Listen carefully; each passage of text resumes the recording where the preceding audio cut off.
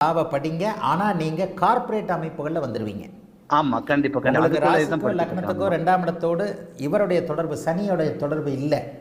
ஆமா, ஆமா. ஆனா ராசிக்கு லக்னத்திற்கு 10ஆம் இடத்த குருசனி 2ம் தொடர்பு கொள்றதுனால சட்டத்துறைன்னு சொல்லப்படக்கூடிய லாயர் அமைப்புகள் உண்டு. அதுவும் ராகு தசை யோக தசைனால உண்டுங்க. சரி குருஜி, சரி குருஜி. குரு எக்ஸாம் தசை அதை இப்ப விட தான் நான் நல்லா இருக்குங்க. முடிச்சிருக்கிறேன். எக்ஸாம் இப்ப தான் போன டிசம்பர் இப்போ 10 நாள் தான் ஆச்சு. வர்ற பிப்ரவரில ரிசல்ட். இப்ப இந்த அந்தரம் நல்ல அந்தரம் தானே, இந்த புதன் புத்தி குரு அந்தரம் நீங்க வந்து ஏங்க அந்தரம்லாம் போறீங்க? நீங்க ஜெயிக்கிறீங்கங்க. ஐயோ என்ன நீங்க அந்தரம் சரி கிந்தரம். சரி சரி சரி. அடுத்து நீங்க இதை ஜெயிச்சாதான் அடுத்த 3-4 வருஷத்துக்கு உங்களுக்கு அப்படியே உங்களை வேற மாதிரி ரூட்ல சனி தசை சனியோடைய சுபத்துவத்துல கொண்டு போகும். சரி சரி குருஜி, சரி சரி. அந்தரப்படினா இப்போ நான் மறுபடியும் எல்லா நேரத்தையும் சந்தேகப்பட ஆரம்பிப்பேன். நான் ஒரு பைத்தியக்காரன், நான் ஒரு கிறுக்கேன். நான் டக்கு டக்குன்னு அதிகாலையில் பிறந்தவங்க நேரத்தெல்லாம் பயங்கரமாக சந்தேகப்படுறாள். நான் அவ்வளோ அடிபட்டிருக்கேன் ஜோசியத்தில். சரி குருஜி. 10 நிமிஷம் முன்ன பின்ன பிறந்திருந்தீங்கன்னா அந்தரமே மாறும். மாறிடும். ஆமா கண்டிப்பா கண்டிப்பா. பேசிக் ஜோதிடம்ன்றது வந்து அந்தர கணக்கில் அப்படி பார்த்தா உங்க எல்லாருடைய கரெக்டாக வச்சுக்கிட்டு உங்களுக்கு என்னைக்கு கல்யாணம் ஆச்சுன்னு கண்டுபிடிக்கலாமே, உங்களுக்கு என்னைக்கு குழந்தை பிறந்ததுன்னு சொல்லலாமே. சில பேர்லாம் சொல்லுவாங்களே உங்க கல்யாண தேதியை துல்லியமாக சொல்கிறாங்க. அப்படிலாம் எந்த ஜோசியத்திலையும் சொல்ல முடியாது. அந்த லெவலுக்கெல்லாம் வரணும்னு சொன்னால் அது துல்லியமான நேரம். நம்மளே நம்மளுடைய ஜாதகத்தை பார்த்து அப்படி வச்சுக்கிட்டு தான் அந்த நேரம். அப்போ கூட ஒரு வாரம் முன்ன பின்ன வரும். அதில் அப்படியே அப்பா அம்மாவுடைய முடிவுகள், நமக்கு நல்லவைகள் கெட்டதுகள் நடந்ததை வச்சு அந்தரத்தை க்ளோஸாக வாட்ச் பண்ணலாம். ஓகே குருஜி. இந்த ஜாதகத்தின் அடிப்படையில் அடுத்து கேது உங்களுக்கு ஆரம்பிக்க போகுது. ஆமா. கேது என்ன மாதிரி இருக்கிறாரு? அட்டகாசமா இருக்கிறாரு. ஓகே. பரிவர்த்தனை பெற்ற புதனுடைய வீட்டில் இருக்கிறாரு. 10ஆம் இடத்தை பார்க்கக்கூடிய 9ஆம் அதிபதியாகிய தர்மகர்மாதிபதி யோகத்தையும் பிருகமங்கல யோகத்தையும் ஒன்றாக அடைந்த சுக்கிர செவ்வாயோட இருக்கிறாரு. இன்னொரு குழந்தை எதுவும் வாய்ப்பு இருக்குமா ஜி? நான் எனக்கு ஒரு 2 குழந்தையும் உண்டுங்க. 20 குழந்தை நம்ம பெற்றுக்க போறது இல்லை. இதுக்கெல்லாம் ஜோசியமே தேவையில்லைங்க. சரி. இது குன்சாவாட்சி வர்றது தான். இன்னொரு குழந்தை இருக்குமானா 2 குழந்தை கண்டிப்பா இருக்கும். குரு உச்சமா இருக்கு.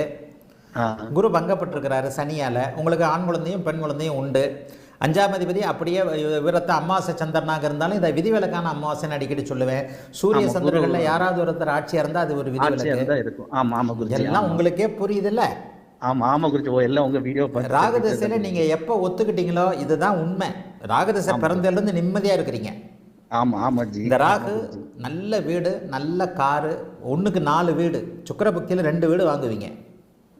சரி குருஜி, சரி. சுக்கிர புக்தியில 2 வீடு வாங்குவீங்க. 4ஆம் அதிபதி புக்தியிலேயே ஏதாவது வீடு வாகனம் எல்லாத்தையும் கொடுப்பாரு.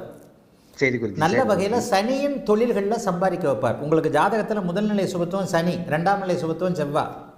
ஓ சரி. உச்சகுரு பார்த்த சனி தான் உங்களுக்கு முதல் நிலை சுபத்துவம். ராகு தசை நடக்கிறதுனாலையும் ஏற்கனவே யோக தசைகள் நடந்ததுனாலையும் ராகு குருவின் வீட்டில் யோக தசையாக குரு தசை போல செயல்பட இருக்கிறனாலே உங்களுக்கு சனியோட தொழில்களில் தான் குப்பை கூலம் பாரு லா சட்டம் சார்ந்த விஷயங்கள், இரும்பு சார்ந்த விஷயங்கள், கல் மண் க்ரஷரு இரும்பு இது மாதிரியான விஷயங்கள், மெஷினரிஸு ஹார்ட்வேர்ஸ், இதில் தான் உங்களுக்கு காசு.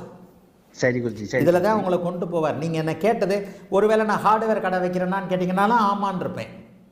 சரி. நல்ல நேரம் வரும் பொழுது கிரகங்கள் நல்லவையாக பாசிட்டிவாக நமக்கு நல்ல எண்ணங்கள் நல்ல சந்தர்ப்பங்களை அப்படியே உருவாக்கி கொடுத்து அதில் அப்படியே டைம் பாஸ் ஆகும். சரி குருஜி. நல்லதுகள் நடக்கும்.